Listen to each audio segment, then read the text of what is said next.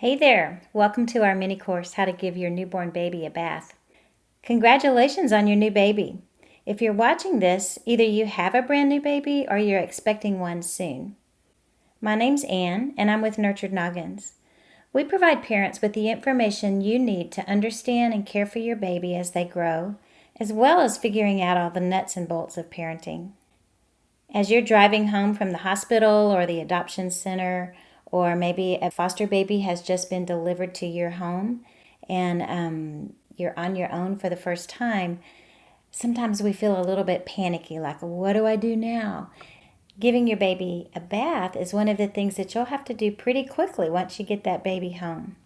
It's important to keep your baby clean, and how often you give them a bath will really be up to the recommendation of your pediatrician or your midwife or the agency from which you've gotten your baby. When your baby is brand new, their little body is kind of curled up and kind of tucked in, and you've got the cord there, and everything is just feels a little bit fragile, and it is. And so during these first weeks of your baby's life, as they are beginning to wake up and open their eyes to the world around them, we want to be really gentle with the bath.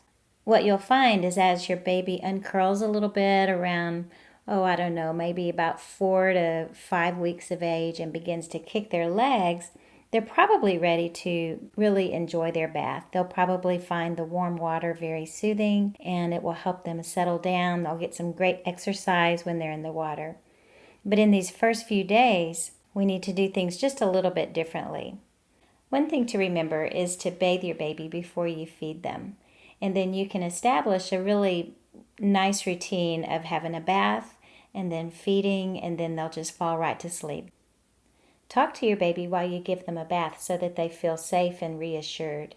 So let's take a look at all of the things that you'll need. Although you can manage without it, a baby bath that's on its own stand or that can sit on a table or beside the sink makes giving a bath much easier. If you don't have a bath, a sink certainly works, and that's what most people do. There's many products out there on the market to use to give your baby a bath. You also might like to have a cup for pouring water, a washcloth and a towel, a very soft brush for gently scrubbing the scalp if your baby gets cradle cap, a gentle baby soap, a clean diaper and some clothes to change into, and maybe a blanket to wrap your baby with after the bath. Okay, so now you're ready with all your supplies. Let's jump in. I'm going to show you how to bathe your baby. Alrighty, so I'm going to show you guys how to do something that we call top and tail. And I'm here with Haven. I've got Haven in her little seat. She is 4 weeks old today, 1 month old today. Her mom is holding the camera, so her mom is right here, and that's what you'll probably see Haven looking at is her mom. But I'm just going to get this all set up and tell you how we do it. So the first thing you want to do, well, first of all, a top and tail is just what you can use as an alternative to a full bath.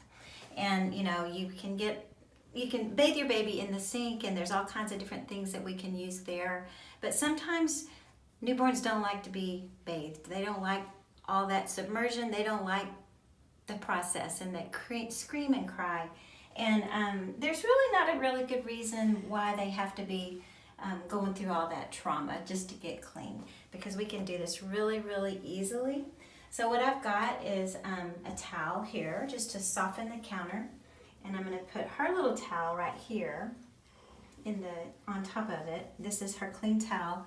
I've got my washcloth and some bath wash, and the first thing I'm going to do before I even put the baby up here is just get the water temperature just right.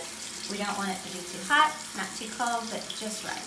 And if it feels comfortable on your hand, just a little bit warm, it's a good temperature. While that's filling up, and we're ready for her now. When you're using this counter like this, you never ever want to take your hand off of this baby. This is a great place to do this little top and tail, because you can see how she is staring at herself in the mirror, and babies love to look at their image, and they love to look at other people's images in the mirror. undress her.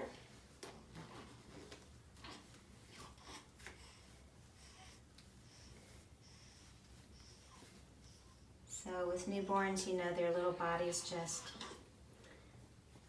squirm and fold in all the time. So we just kind of want to do what we need to do in coordination as much as possible with the way that they're moving. Oh, is it cold, baby? Okay, we're going to do this so fast.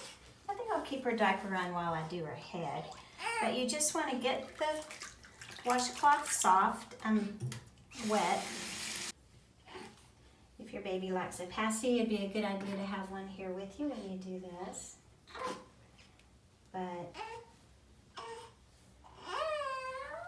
aww.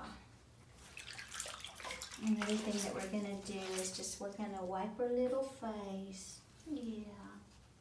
It's going to take a little second. You just want to use clear water to wipe her face and get like underneath the chin. That's sometimes where milk and yucky stuff can collect. Okay, let's do this fast, Hayden. I'll just put a little bit of the baby soap here. I'm going to just wash her little head. I'm going to wipe it clean with some clean water. Always support their little neck and head when you're working with baby. And now we're just going to do her bottom and just a little bit of soap.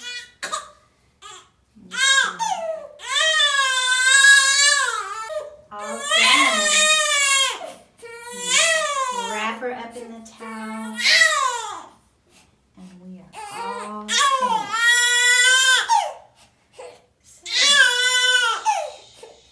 Oh my goodness. It's all right. I think she's filling up her bathroom. Okay.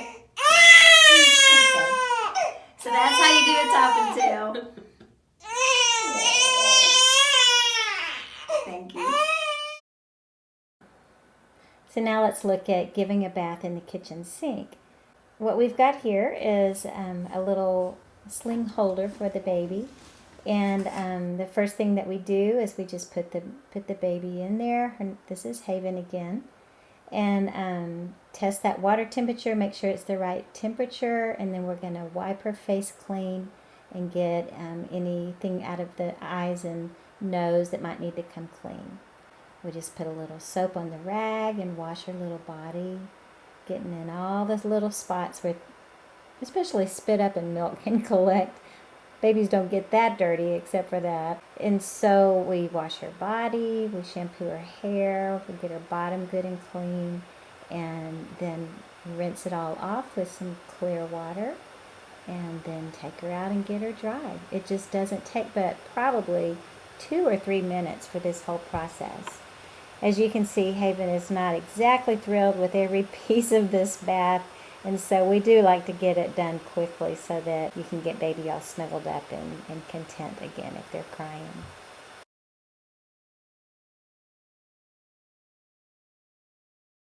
Once you're done with your bath, you can follow up with a massage for your baby. Of all of the senses, touch is the one that's the most developed at birth. And there's research that suggests that infant massage has great benefits for baby and also for you as the parent. The benefits include helping ease your baby's tummy troubles if they're having a little gas. It can boost their muscle development and calm them down when they're fussy, and also soothe them to sleep. But the most important thing that happens with that massage is that it gives you a chance to bond with your newborn baby.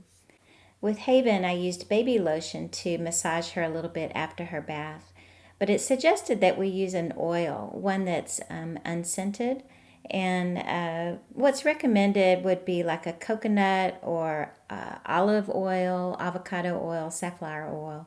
The ones that they don't recommend are baby oils or mineral oils because this can clog up the pores.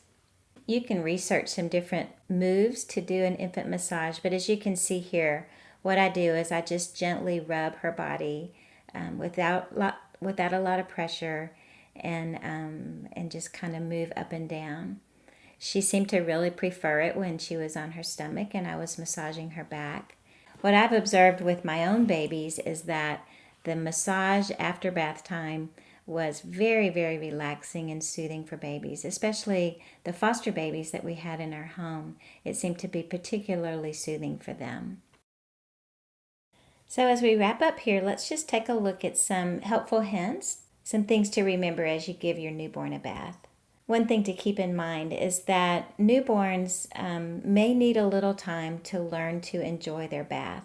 And so that's why I wanted to teach you the topping and tailing, because this is a really simple way to get your baby clean until they are just a little bit more apt to enjoy the water. Sometimes the water frightens babies, and nobody will get over a fear by being frightened. And we certainly want to keep that in mind with our baby. We don't want to teach them by making them suffer through something that's scaring them. You don't have to bathe your baby every day. Of course, I want you to follow the instructions of your pediatrician, but what I found in my own experience is that maybe every other day was fine to bathe. Mostly you want to make sure that any sticky spit up and formula, breast milk, the diaper area, everything is kept really clean. And you can do that without having to have an immersion bath. Be sure to sing and talk to your baby gently during the bath. You can just talk to them about what you're doing as you do it. This not only is soothing for them, but eventually they'll begin to make those language connections and associate the words that you say with what you're doing, and then the language will begin to make sense, or the words will begin to make sense. If you feel nervous about giving your baby a bath, then do it when there's somebody there with you. If you've got a second person there, just a second set of hands, that would probably be really helpful if you're feeling nervous. Be sure to assemble everything that you need ahead of time, because once you have baby undressed or wet, you don't want to have to pick them up and walk to another room to get something that you've forgotten. So assemble it all ahead of time. Bathe your baby when they're awake and before feeding them. You know, you don't want to, there's a moment there where they're so hungry that they are very unhappy and communicating very well how hungry they are. So you don't want to wait and bathe during that time, but just in that in-between time with feedings. Be sure to keep your baby warm throughout the process of the bath. By the time your little one is around 3 months old, the bath might be one of their favorite things. And so in this case, you want to allow plenty of time and really let them splash and enjoy the water. It's very soothing to take a bath. The bath routine is the favorite for most young children. There's always good bath toys to play with, and everybody loves to play with water. So the question that we asked at the beginning, what do I do now? You're not asking that question anymore. You are ready. Let's do this. And so I hope that you have been able to get a good idea of what a bath will look like for your tiny new baby. Thank you for taking the time to watch this little course and for learning how to bathe your baby. Just the fact that you've taken the time to listen and watch shows me that you are going to rock this parenting thing. You're a learner and you are anxious to do the very best for your child. Congratulations and enjoy the journey.